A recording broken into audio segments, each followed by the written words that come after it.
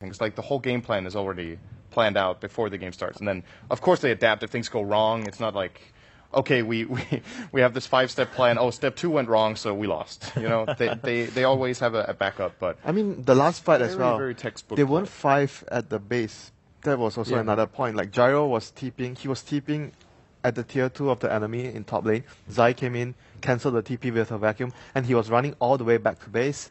And I think there was a ward on the jungle, the cliff, that spotted him out, and they were able to actually pick him off. Like S4 just started out with the Hex and the Weave, the Medallion, even if he was able to pop his BKB at the end, but it was just too much minus armor, and there was -1 from before the fight even starts. So LGD was under a lot of pressure. Yeah, good point. Now, there is a lot more to talk about, of course, also going into Game 2. But before we go there, we had a bit of a shocking update from one of our other games, of course. IG versus C9. A lot of people jokingly assuming, like, oh, this match going to go forever. It has the potential to maybe even mark a history and longest game of TI. But relatively quick match. Winter, maybe possibly the quickest match we've had so far this TI. Yeah, it ended at 25 minutes exactly. Yeah, that's not a timer we were expecting from either of those teams. Also, some other interesting stats from this one, right? We were looking at a couple yesterday. One thing that I think some people are finding very interesting is the stat of Ember Spirit so far at TI5. Until yesterday's last game with EG, we had Ember Spirits being played by Chinese team going 7-0, and Ember Spirits being played by non-Chinese teams going 0-8. EG broke that by winning their one game, so it was 1-8. But then here, IG loses with Ember Spirit, so now we have that stat also flipped off, where it is going, or turned off, where it is going to be the Chinese teams now only 7-1 with 1 loss as Ember Spirit, and also getting shut out 16-0. No kills by IG. We caught some glimpses of that. Ben, I mean, how did that happen? It was actually a very similar strategy that they used yesterday. They had like the Whiffs Gyro pressuring a lot of areas of the map, and I mean, it was just dominating from start to finish. Yeah, we'll take a quick look at the game here between IG and C9. This was their Game 1, Game 2 going underway right now between these two teams. They overcommitted on the Gyro a lot and underestimated the Wisp. And you guys talked about two teams that you really don't want to give Wisp to, and Cloud9 is certainly one of them. They just overcommitted and then they gave up like 2 or 3 kills in return without killing the Gyro comp. That just happened, 2 or 3 too many times at the start of the game. On top of that, we have Vada's Beastmaster, a classic hero matchup for him, and he is just really good about playing with the vision, with the Hawk moving around the map and getting things done. There's also one point about C9's draft. It was the first game someone ever picked Lich, and it was a really good situation to actually have that hero. Frost Armor was really good with against what IG had. They had Razor, Ember Spirit, a lot of physical damage between the two cores. So I felt the Lich pick there not only strengthened the Clockwork, because Clockwork had a good laning phase because there was a Lich with him, it also fortifies the whole lineup against what IG had. Yeah, so pretty surprising Game 1 from both teams, but props to C9, of course, taking that lead. Now, they are 1-0, but the match isn't over yet. And speaking of that, of course, we do have, again, a lot of players. We've been learning about a lot of our players here, and some facts that maybe we didn't even know of. A lot of the community now finding out more about their favorite players here at TI5. We have a little bit more insight into Ferrari from IG as they go into game number 2 versus C9.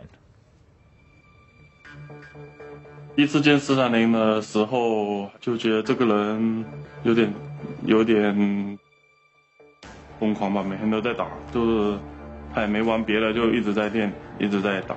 我觉得430他首先对自己从来不会降低要求，他不会乱看网页什么的，就是。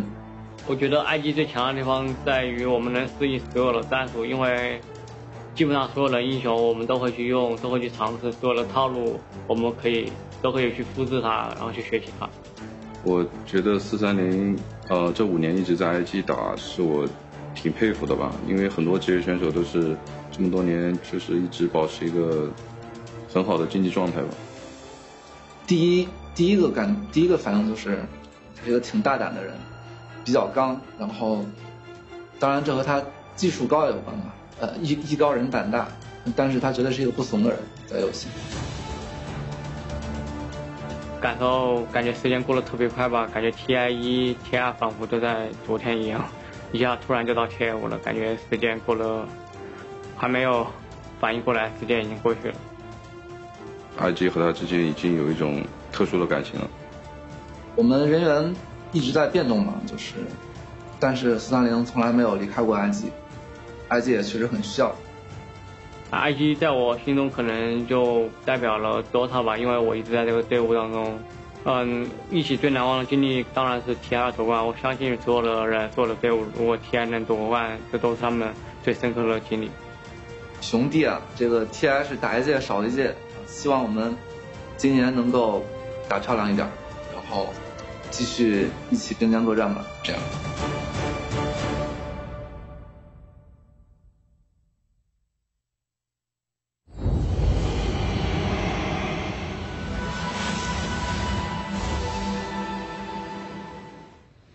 All right, so a little bit more insight into Ferrari, of course. I mean, very admirable, as you know, even his teammates were saying, just that he's been with IG for this long, and that last line, definitely a little bit of feels there, just saying, hey, TI's come and go, but we're going to fight even better this year at TI5. Ferrari looking for another shot at that TI championship. Would love to talk more about that, but our draft is starting. Things are moving fast here on day 3. By the way, if you're more interested in watching that IG game, definitely head over to Stream 2. You'll be able to catch IG versus C9 Game 2. Right now, we're going to draft of Game 2 of our matchup, Secret versus LGD. But before we go there, I'm full of updates this morning. We've got another record breaker in the game, Navi versus Fnatic on Stream 3. Navi did win. They're up 1-0, but Dendi went 20-0 on Queen of Pain, the highest kills we've had on a Queen of Pain in all TIs. So Dendi's setting some records as we kick off the second half of the group stage. And that's definitely also the highest kill count we've had on any hero this TI. Yes. No one's been close 20, to that. I think so. 20-0 sounds been pretty dominating. Beyond Godlikes, but I think it's about 13, 14 kills or something. Yeah, that's crazy. That's pretty crazy. Again, so if you want to watch that matchup, sounds like there's a lot of blood being spilled there. That's on Stream 3, but right now, LGD versus Team Secret. We're here to check out if LGD can bring it back in Game 2.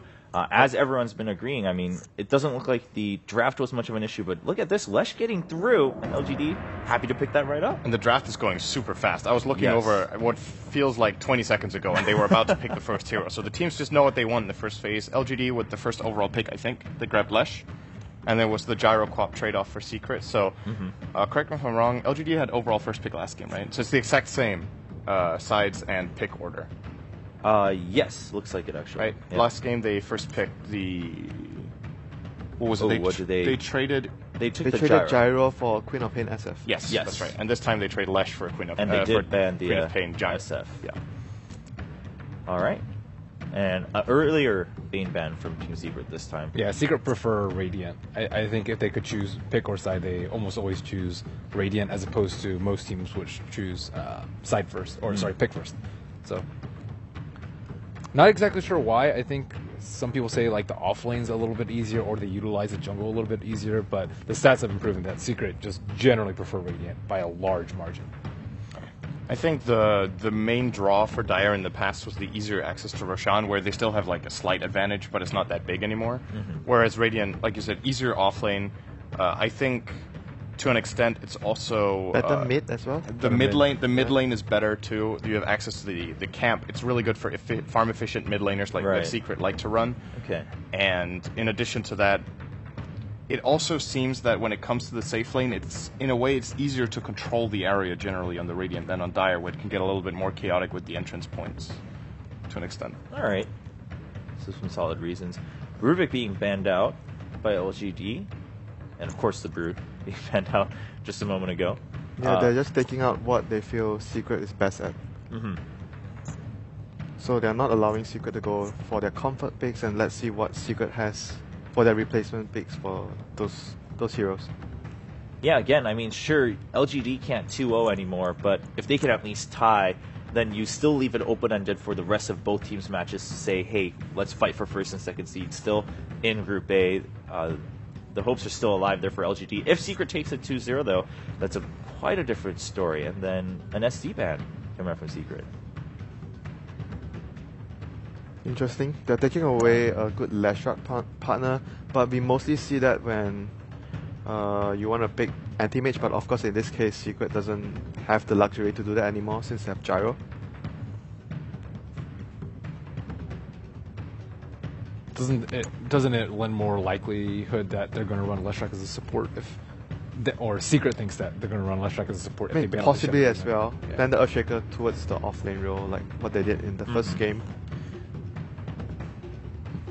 Yeah, they actually banned both left setups. I think Clockwork could also be good for Secret here against Swarm. Yeah, definitely. Lash and Earthshaker. Like, Clock seems to be a pick where it's generally good against a lot of the heroes in the current. Right. Like we talk about this a lot. Like, oh, Clockwork could be good. Yeah, Clockwork. Yeah, I've been hearing that a lot from you guys. Every time we see her, but yeah, well, Clock can play well against this hero. Got that list going. I mean, in general, Clock decent in lane. It's good in lane. Like you get experience and very good at like trading your life with someone important. It is very, very good here. I completely agree with that pick. I think it's the best hero they could pick right now. The downside and the reason Secret might have been contemplating whether it was now they should pick it was, okay, do we think LGD will play Shaker as a core, because in that case they won't pick Clock, and now LGD see all 3 cores, so now they know the remaining 2 picks have to be supports, and they can start targeting both their picks and their remaining ban at the fact that Secret will have to grab those 2. Okay. We might see a Witch Doctor again, perhaps, actually, for Kuro here. It's not... There's still Dazzle though. Dazzle is definitely a good I mean, we've seen so many games where Dazzle plus Gyro is a recipe for success. You grave him and the Weave as well. Everyone gets reduction in armor on the enemy team. Then the Flat Cannon just does a lot of work after that. I think the Dazzle is also very good for LGD to keep the Leshrac safe, who is definitely going to be the target of Secret with this Clockwork pick. Like, they want to hookshot in and blow him up with Blade Mail and Queen of Pain's Burst. So, if nothing else, if you have a Dazzle to protect the Lesh against the Clock, you will most likely at least trade those 2 for each other in the fight, instead of just getting your Hashtag worth it if that happens. Yeah, it's still worth it for Secret, but it sets up for a potential fight. So LGD running through all of their time. I think they're thinking whether they want to go back towards the IO again, possibly. Oh, okay, they're gonna go for the Dazzle instead this time around. So no IO this game for LGD, but more of a defensive supports to keep their cores alive. I mean, technically they could still get IO if they want, but I mean, that might be if they could, but their lineup is gonna be a little like they have very little control within the supports. There's no stuns. That's the first thing. So they can't play aggressive. They have to be relying on getting levels on both, especially the Wiz to level 6 before they can actually be more aggressive. And we've seen that happen before to the teams where if you just let Secret do their thing and you just sit back, things are always not going to be good after that.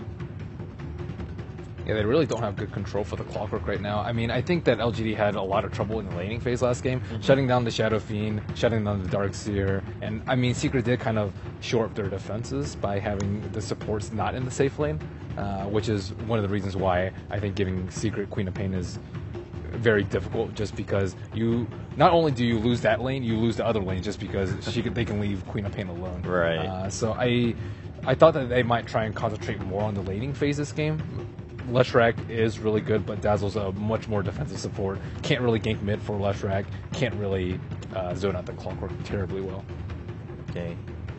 Enchantress coming out for Secret. What do you make of that?